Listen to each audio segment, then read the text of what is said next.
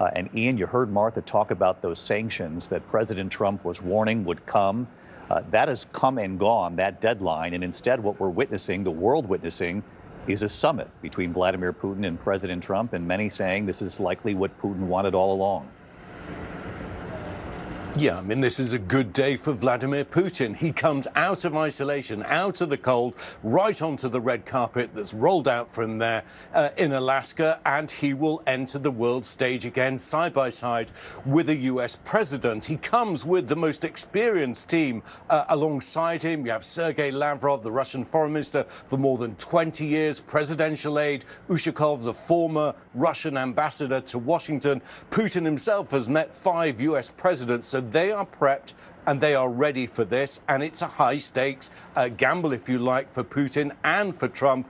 But it's Ukrainian lives on the line, as you said earlier on. Everyone here is watching and waiting. But I have to say, people's hopes are tempered by experience. Talk to any Ukrainian, and they'll remind you that promises were made before. When Ukraine decommissioned its entire nuclear arsenal, the United States, Russia, Great Britain and others offered guarantees of security should Ukraine be attacked. Well, that proved worthless.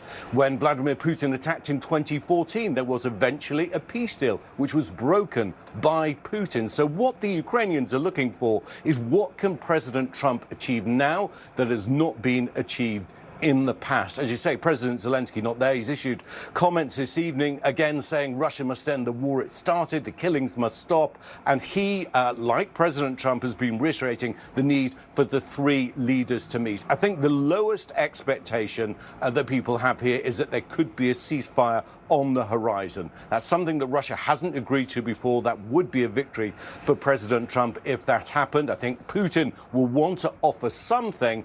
Nevertheless, the clock is running really on President Trump, who offered to resolve this conflict within 24 hours. It's not running so strongly on Vladimir Putin, whose forces are advancing on the front lines here, whose drones and missiles bomb Ukrainian cities night after night. The pressure he's feeling is economic, and the possible consequences, as you mentioned, that President Trump threatened if he doesn't agree to something. Ian Pannell with us for our live coverage. Again, the camera trained there on Air Force One. We expect to see the traveling pool, as it's called, members of the press perhaps depart from Air Force One maybe before we actually get a glimpse of President Trump.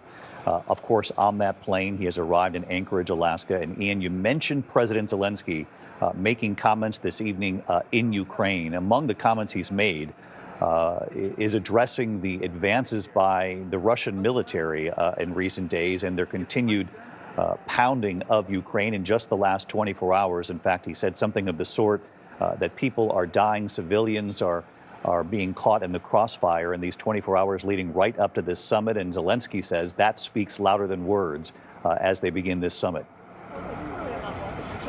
Yeah, I mean, when we've seen those threats before from President Trump, we've seen angry responses to Russian attacks. We've seen deadlines issued by the White House to the Kremlin, and almost immediately the bombs have started to fall. Again, our team here in Ukraine are reporting that on the front lines right now, while we're talking, the fighting is still going on. Russian troops are trying to take more territory. There is no indication whatsoever on the ground that anything has changed. We had an air raid siren just a few minutes ago. That's the 3rd one that we've had here in the capital today, and other parts of Ukraine have come under attack.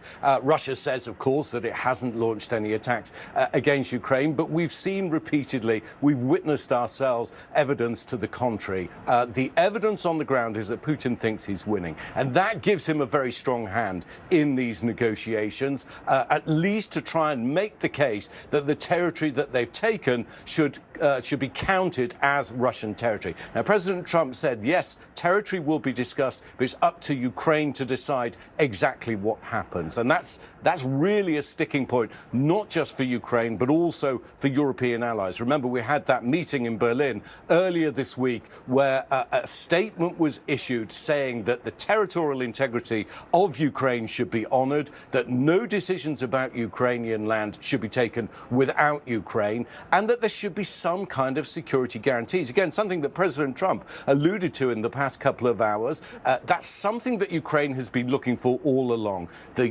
US being involved in some kind of security backstop, not necessarily US troops on the ground here, but something that gives them confidence that Vladimir Putin won't invade Ukraine for a third time.